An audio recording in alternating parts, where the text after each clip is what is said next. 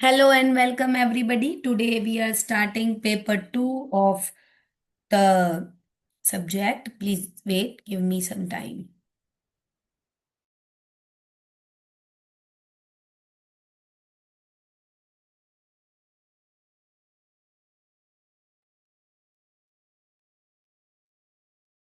Yes. So हम ये देख रहे थे कि गाइडेंस एंड काउंसलिंग में क्या क्या चीज़ें आप पढ़ने वाले हैं। तो सबसे पहले हम ये देखेंगे कि गाइडेंस क्या होता है, गाइडेंस का क्या नेचर है, क्या कॉन्सेप्ट है। इसके साथ साथ में नीड और इम्पोर्टेंस क्या है, क्या ज़रूरत है, क्या इम्पोर्टेंस है, गाइडेंस का क्या स्कोप है, क्या प्रिंसिपल्स होते हैं गाइडेंस के लिए। फिर उसके बाद ये वाला जो टॉपिक है personal guidance, this is very very important. इस पे ज़रूर श्योर शॉर्ट क्वेश्चन आता है। पर्सनल गाइडेंस, ठीक है। फिर इसके बाद आ जाएगा कि काउंसलिंग वाला पार्ट, मतलब ये चैप्टर नंबर 4 तक आपका गाइडेंस का पूरा पार्ट जो है वो कंप्लीट हो जाएगा। जो शुरुआत के ये जो 4 चैप्टर्स हैं ये पूरे पूरे गाइडेंस पर हैं। और फिर ये काउंसलिंग स्टार्ट हो जाएगी। काउंसलिंग क्या होती है, काउंसलिंग का नेचर क्या है, किन किन टाइप की काउंसलिंग होती है, तो ये सारी चीजें इसमें आएगी। कौन करता है काउंसलिंग, वो होता है काउंसलर। तो काउंसलर के बारे में ये चीजें बताई गई है। फिर गाइडेंस के जो प्रोग्राम्स हैं उस क्या क्या स्कूल में होते हैं, उसमें हेडमास्टर का, टीचर का, जो काउंसलर है, जो गाइडेंस वर्कर है, जो पेरेंट्स हैं, इन सब के क्या क्या रोल होते हैं, वो सारी चीजें जो हैं ये इसमें बताया जाता है, इसमें बताते हैं। फिर इसके बाद में है guidance programme for the gifted children and for the backward children. फिर स्कूल कम्युनिटी इंटरैक्शन, और ये सारी चीज़ें जो है कैसी होनी चाहिए ताकि स्कूल में अच्छे से गाइडेंस हो सके। तो यहाँ से पूरा मतलब काउंसलिंग का ही पार्ट आ जाता है। अब हम देखेंगे गाइडेंस के बारे में, आज इंट्रोडक्शन देखेंगे कि गाइडेंस क्या होता है, उसका क्या कॉन्सेप्ट है, क्या नेचर है। ये सारी चीज़ों को हम समझेंगे इस वीक में। हम गाइडेंस को अच्छी तरीके से समझेंगे। इसके बाद आपका 25 तारीख के बाद, यानी 25 तारीख से आपकी जो है क्रिसमस और समर ब्रेक, सॉरी समर नहीं, क्रिसमस और विंटर ब्रेक कहते हैं जिसे, वो लग जाएगा। न्यू ईयर तक आपका छुट्टी रहेगा। और सेकंड या तो 5 जनवरी, या 2 जनवरी या तो 5 जनवरी आपके जो क्लासेस हैं, ऑनलाइन क्लासेस, वो रिज्यूम होंगी। तब हम काउंसलिंग वाले पार्ट को देखेंगे। इस वीक में हम गाइडेंस को पूरी तरीके से कंप्लीट करेंगे और एक प्रैक्टिकल भी आपको इंट्रोड्यूस किया जाएगा पपेट्स का, जो कि बहुत ज़्यादा इम्पॉर्टेंट होगा। फ्राइडे के दिन आपकी प्रैक्टिकल की क्लास लगेगी। सभी से रिक्वेस्ट है कि प्रैक्टिकल क्लास ज़रूर ज्वाइन करें ताकि आपको जो है छुट्टी में जाने से पहले हम थोड़ा थोड़ा ऐसा कुछ काम दे दें ताकि आप बिजी रहें। हम आपको ज़्यादा फ्री नहीं छोड़ सकते हैं, इसीलिए आपकी छुट्टी में जाने से पहले एक प्रैक्टिकल देना तो ज़रूरी है। ठीक, चलिए। So concept, nature and AIIMS of guidance, यहां पर देखेंगे आप कि आप ये चीज समझेंगे कि गाइडेंस क्या होता है। गाइडेंस और काउंसलिंग दोनों में डिफरेंस समझना बहुत ज्यादा जरूरी है। बहुत से लोग गाइडेंस और काउंसलिंग दोनों को एक ही चीज मानते हैं, लेकिन इसमें बहुत बड़ा डिफरेंस है। ये एक्चुअली ट्विन कॉन्सेप्ट है, मतलब देखने में वो बिल्कुल, सुनने में वो बिल्कुल सेम लगता है, but there is a difference. There is a very big difference. Guidance जो है हमें कोई भी दे देता है। एक बार का एक्सपीरियंस किया हुआ किसी भी चीज को जब व्यक्ति दूसरे को मशवरा देता है, एडवाइस देता है, उसको हम कहते हैं गाइडेंस। लेकिन काउंसलिंग जो होता है वो एक्सपर्ट के द्वारा ही करी जाती है, जो उसमें प्रूफ के साथ में कोई पारंगत हो जाता है, यानी प्रूफ यानी सर्टिफिकेट या कोई कोर्स किया हुआ हो, उसके पास एक्सपीरियंस हो, प्रॉपर इंटर्नशिप करी हो, और फिर वो उसको काउंसल कर सकता है। सो काउंसलिंग या काउंसलर बनने के लिए you need a proper professionalism, but to be a guide or to give guidance to anybody, you do not require any type of professionalism. One experience is more than enough to guide anybody with respect to career, with respect to education, with respect to general problems and the solutions towards general and the basic things in our life. Many people guide us. हमारे parents हमें guide करते हैं, हमारे teachers हमें guide करते हैं। Guidance कोई भी कभी भी दे सकता है, और इसमें कोई ऐसा कंपल्शन नहीं होता कि सामने वाले व्यक्ति की बात आपको माननी है या नहीं माननी है। You can just take the advice, you can take the knowledge, you can understand the concept. ये सारी चीजें जो हैं वो हो सकती हैं। लेकिन अगर हम ये देखेंगे कि अगर आप किसी से काउंसलिंग करा रहे हो तो आपको सामने वाले की बात भी माननी पड़ती है, और इसके साथ साथ में आपको सामने वाले की चीजों को भी समझना पड़ता है। ठीक है, तो ये हो गया हमारा काउंसल गाइडेंस वाला part. Give me one moment please.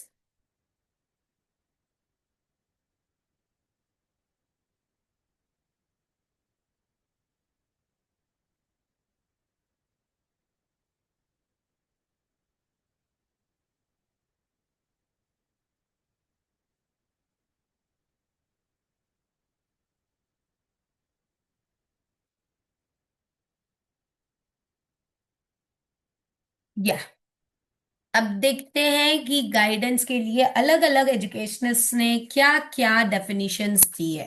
तो जोन्स जो हैं उन्होंने ये कहा है कि गाइडेंस एक ऐसी प्रोसीजर या टेक्निक है जो किसी भी पर्सन से किसी भी प्रॉब्लम को सॉल्व करने के लिए ली जाती है। यानी गाइडेंस को इन्होंने एक पर्सनल हेल्प के रूप में कहा गया है कि अगर आप किसी से पर्सनल हेल्प ले रहे हैं then that is a guidance. ठीक।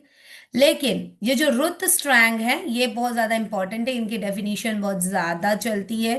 रुथ स्ट्रैंग का ये कहना है कि गाइडेंस जो है वो एक पर्सनल चीज तो है ही, लेकिन साथ साथ में ये हेल्प है जहां पर व्यक्ति अपने खुद के एफर्ट्स को, ठीक है, खुद के साथ एक्सपीरियंस हुई कोई चीज को बताता है दूसरे को, और दूसरे की लेवल और पोटेंशियलिटी को अंडरस्टैंड करते हुए जो उस व्यक्ति के लिए यूजफुल है नहीं है, ये सारी चीजें जान समझ के ये बताता है।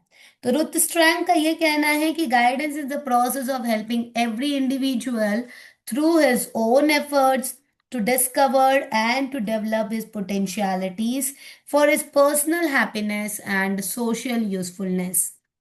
मतलब उनकी खुद की हैप्पीनेस, खुद की खुशी, और फिर इनके खुद की यूजफुलनेस, मतलब ये इसमें खुद ही उस चीज को यूज कर सकते, मतलब जब ये खुद चीजों को समझें, खुद चीजों को जानेंगे, तब ही ये सारी चीजों को गाइड कर पाए।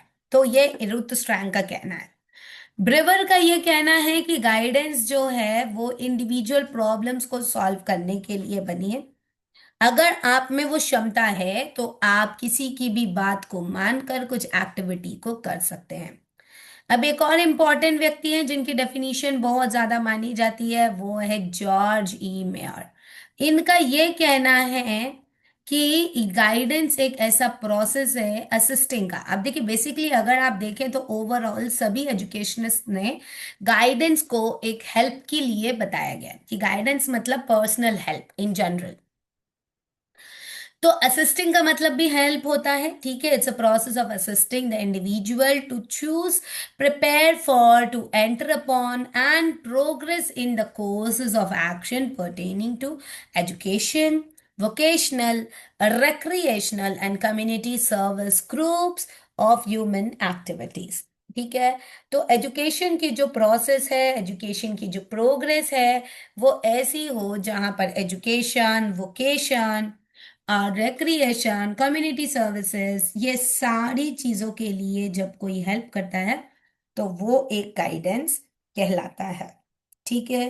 तो उन्होंने गाइडेंस को कोई एडजेक्टिव नहीं दिया है, एक प्रॉपर चीज को डिस्क्राइब करके बताया गया है। इसके बाद एक और व्यक्ति हैं crow and crow quarter.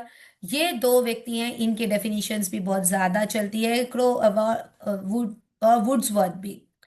Wordsworth की देखते हैं, guidance help the individual to develop the full personality, उनकी पर्सनालिटी को डेवलप करना और उनकी कैपेबिलिटी को समझना। क्रो एंड क्रो का कहना है कि guidance is an assistance made available by personally qualified and adequately trained men and women to an individual of any age group, to manage their own life activities and to develop his own viewpoints and decisions and to carry his own burdens. तो ये crow and crow का कहना है। Crow and crow और Wordsworth और cater, cater we good, इनका भी definition काफी ज्यादा चलता है। अब हमें पता है आप एग्जाम में लिखने के लिए एक छोटे से छोटा डेफिनेशन कोई चुनेंगे, लेकिन आपको नेम भी तो याद होना चाहिए कि किसने कहा है। इसीलिए जो नेम ज्यादातर कॉमन है उनके डेफिनेशंस को अंडरलाइन कर करके याद करेंगे तो आपके लिए ज्यादा ही अच्छा रहेगा एग्जाम पॉइंट ऑफ व्यू से। Guidance is the process of dynamic interpersonal relationship design to influence the attitude and subsequent behaviour of the person. ठीक है, तो कैटर वी गुड का यही डेफिनेशन है। मैंने भी मेरी एग्जाम में यही डेफिनेशन लिखा था, Crow and Carter we good. काफी अच्छा, इजी और अंडरस्टैंडेबल डेफिनेशन है। Guidance is a process of dynamic interpersonal relationship, मतलब आपस में अगर आपके, आप देखो राह चलते किसी को भी गाइड थोड़ी करोगे भाई, आपकी रिलेशनशिप अगर अच्छी है तभी आप उसको गाइड करोगे, नहीं तो आपको क्या लेना देना सामने वाला क्या कर रहा है, क्यों कर रहा है। So there should be a good relationship between you and the person whom you are guiding, and then there should be an influence of your attitude and towards the behavior of the person। आपको उस व्यक्ति का behaviour अच्छा रखना चाहिए, आपको लेना चाहिए कि हाँ भाई मैं इससे कुछ बात कर सकता हूँ। और दूसरा, आप अपने आप को एक इन्फ्लुएंस करके बता सके कि देखो हम ऐसा कर रहे हैं तो आपको भी ऐसा करना चाहिए, हमने ऐसा किया, हमारे साथ भी ऐसा हुआ था, तब हमने ऐसा किया था। तो ये सारी चीजें आप तभी कर पाओगे जब आपके रिलेशनशिप अच्छे होंगे जिससे भी आप गाइड कर रहे हो या जिससे भी आप गाइडेंस ले रहे हो, वाइसी वर्सा। ठीक।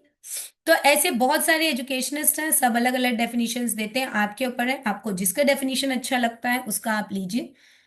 तो बेसिकली गाइडेंस एक ऐसी चीज है जो डेवलप करती है आपके सेल्फ डायरेक्शन को, आपके एम को, आपके नेचर को, और ये असिस्ट करती है इसके मैक्सिमम एस्पेक्ट्स को।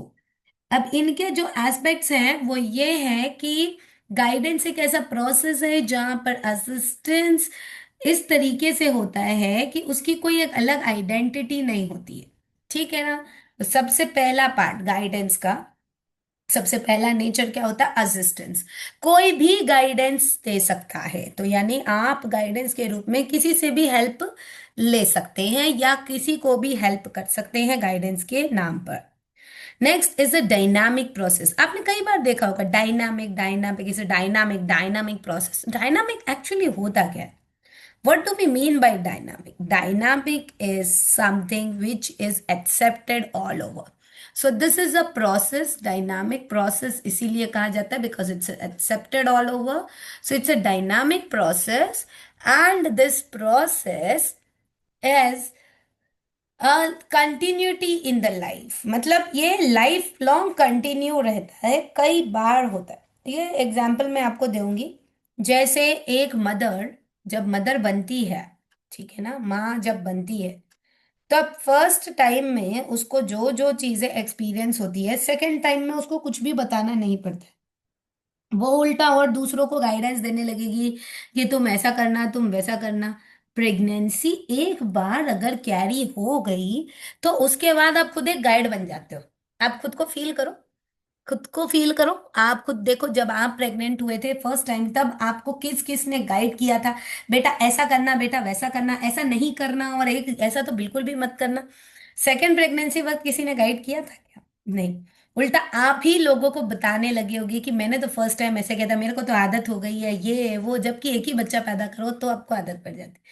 तो मतलब आपको आइडिया हो जाता है कि कैसे क्या करना है। So what is that? That is the guidance given by some people and that is why this is a dynamic process. That means dynamic जो चीज होती है वो चीज सेम होती है ना, वो चीज ओवरऑल एक्सेप्टेड होगी, वो चीज अंडरस्टैंडेबल होगी, लाइफ लॉन्ग कंटिन्यूड होगी।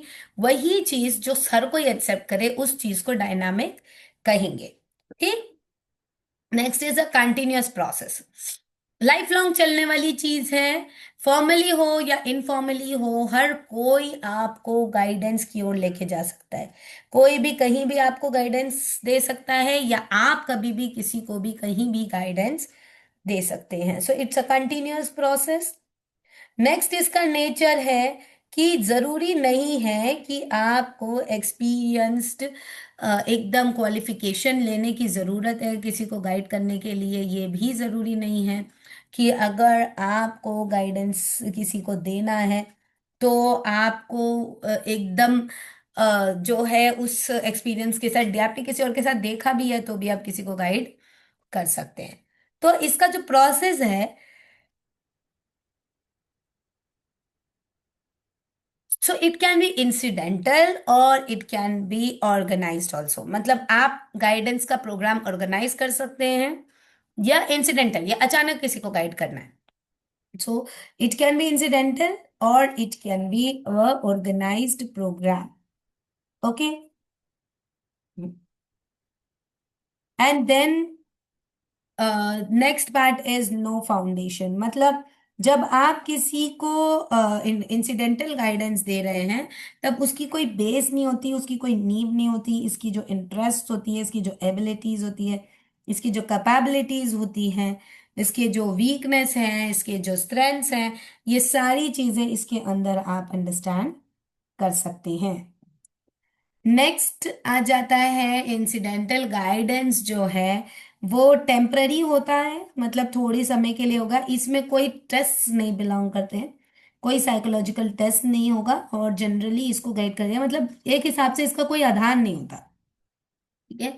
लेकिन जब अगर आप ऑर्गेनाइज्ड गाइडेंस प्रोग्राम रखेंगे तो आपको प्रूफ भी दिखाने पड़ सकते हैं, इसके साथ साथ में आप सबके सामने अपने आप को रिप्रेजेंट भी कर सकते हैं, और इन प्रोग्राम्स में आप जो है अपने कॉन्फिडेंस लेवल को, अपने करेज को, अपने लेवल ऑफ अंडरस्टैंडिंग को भी लोगों के सामने प्रस्तुत कर सकते हैं as a guide. And if you are a guide guidance worker, तो आप प्रॉपरली एग्जाम्पल्स के साथ भी गाइडेंस का प्रोविजन कर सकते हैं। यस, स्पेशल कुछ केसेस हैं, उसके लिए गाइडेंस करने के लिए आपको कुछ स्पेशल एप्लीबिलिटी लेनी पड़ती है, उसके बाद आप गाइडेंस कर सकते हैं। और गाइडेंस करने के लिए ज्यादा एलिजिबिलिटी में बस यही है कि कई सालों तक अगर कोई व्यक्ति यही काम कर रहा होता है तो अभी वो गाइड बन सकता है। जैसे अब हम काउंसलिंग नहीं कर पाएंगे क्योंकि हमारे पास काउंसलिंग का अलग से सर्टिफिकेट नहीं है, बट हम आप सभी को गाइड कर सकते हैं। क्यों? क्योंकि कई समय से हम ईसीसी एजुकेटर हैं और आपको हम इसी फील्ड में पढ़ते पढ़ाते मिलेंगे, इस फील्ड से रिलेटेड नॉलेज रखते हैं, तो इस फील्ड से रिलेटेड कुछ भी चीज अगर कोई पूछे तो हम उसे गाइड कर सकते हैं, क्योंकि उतने समय का एक्सपीरियंस हो चुका है। तो वो गाइड हो जाएगा क्योंकि हम उसके अंदर, मतलब तब अब हमने उस पर एलिजिबिलिटी जो है वो प्राप्त कर ली है, तो वो एक ऐसा गाइडेंस प्रोग्राम को हम ऑर्गेनाइज कर सकते हैं। So that is called as organised guidance. ठीक है, इसको हम कहेंगे ऑर्गेनाइज्ड गाइडेंस। ठीक। नेक्स्ट आ जाता है गाइडेंस एज असिस्टेंस।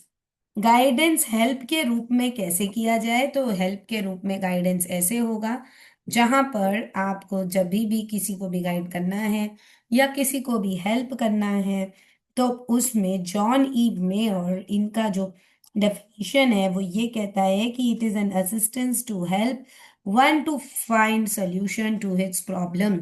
अगर कोई व्यक्ति को लाइफ में प्रॉब्लम है या कहीं पर गाइडेंस उसको लग रहा है जहां पर प्रॉब्लम इन्वॉल्व है, तो ऐसी जगह पर जो है बच्चे को या किसी भी व्यक्ति को असिस्ट करने के लिए बहुत ज्यादा जरूरी है कि इनके जो गाइडेड प्रोग्राम है वो मैनेज कर सकें। एक मिनट थोड़ा सा, please give me some time.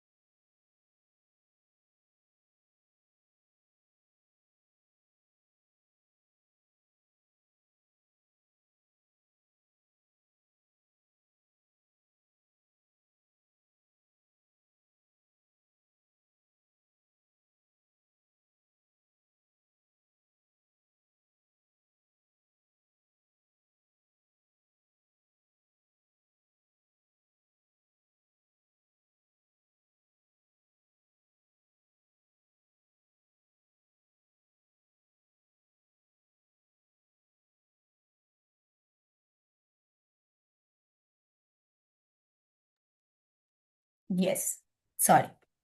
तो नेक्स्ट आ जाता है हमारा guidance and direction. Guidance and direction का मतलब होता है जहां पर कुछ भी चीज जब हम गाइड कर रहे हैं तो उसको एक प्रॉपर दिशा दी जाती है, मतलब एक उसका गोल होता है, एक उसका टारगेट होता है। लाइक फॉर एग्जाम्पल यहाँ पे जैसे दिया गया है कि suppose if you have some dental problem, one of your friend on the basis of the personal experience gives you the name of the doctor. Like for example, visit Dr. D. You get the appointment of Dr. D as per the direction of your friend. Okay? And then you get appointed. The doctor calls you inside the chamber. You sit comfortably and explain the problem. The doctor treats you for the problem and guides you and regards you the medicine required and the next follow up till you are free. You may require to visit the doctor again, अगर आप फिर से उस doctor के पास जाना चाहते हो। Your friend act is direction, the doctor's service. The doctor is a help from outside. It stops once it has been rendered. Guidance required complete study of the program of a person who is carrying that problem before he is enabled to solve it. Dr. Sodhi or Dr. Suri has have given a kite bird analogy to explain the difference. What do they say? They say that the case of the direction is like a kite whose thread is in the hand or on the another hand or on the another person who may move that up or down or in any other direction through the thread, while guidance can be equated by the bird who learns flying on his own with the help of the patents who neither lift him up nor fly but his place but simply encourage him and guide him to learn flying on its own। तो ये यहाँ कहा गया है कि जैसे पतंग को धागे के हिसाब से चलाया जा सकता है, लेकिन बर्ड है वो खुद से उड़ती है। तो देखिए जैसे बर्ड जो है वो खुद से उड़ेगी, तो उसका ये है कि आप खुद के एक्सपीरियंस के अनुसार जब आप गाइड करोगे तो आपका गाइडेंस जो है वो अच्छा रहेगा और अच्छे से फॉलो होगा। लेकिन अगर आप दूसरे की सुनी हुई बात के अनुसार आप उसको फॉलो करोगे तो फिर जो सामने वाले की थिंकिंग है उसके अनुसार वो चीज वैसा और उसके अनुसार होगा। ठीक है ना? तो वो चीज आपको सोचते हुए करना है। That is direction. Educational guidance जो है, जहां पर एजुकेशन का बात करते हैं तो एजुकेशन एक प्रोग्रेसिव कॉन्सेप्ट है जहां पर ग्रोथ एंड डेवलपमेंट होता ही रहता है। तो गाइडेंस एक ऐसा इंटीग्रल कॉन्सेप्ट है जहां पर गाइडेंस की जो प्रोसेस है एक दूसरे को हेल्प करने के लिए होती है। तो यहाँ पे पर्सनालिटी का शेप अप, सोशल एनवायरनमेंट की अंडरस्टैंडिंग, उनका इंटरेक्शन, ये एजुकेशन में होता है।